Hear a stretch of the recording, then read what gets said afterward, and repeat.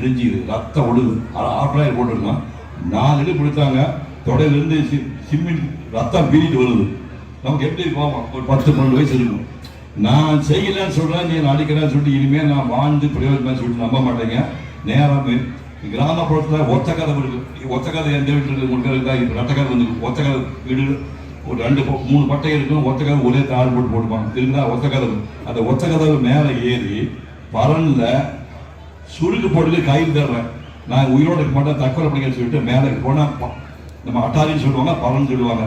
நேராக அந்த ஒரு கதை மேலே ஏறி அந்த மோட்டை பிடிச்சோடனே எங்கள் பெரியமாவும் எங்கள் அம்மா 2 காலம் பிடிச்சி தற்கொலை பண்ணி போகிறேன். 2 காலம் தொங்குறாங்க.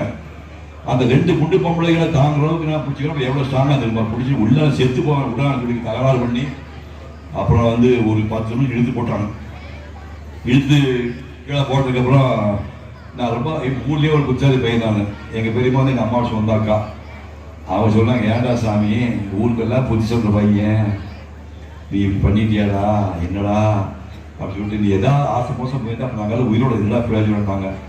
அந்த கோபமெல்லாம் முதல்ல திங்க் பண்ணி பார்த்தா இதை விட முட்டாள்தனம் வாழ்க்கையில் எதுவுமே பண்ண முடியாதுன்னு நினச்சி நைட்டு பூரா அழுதேன்.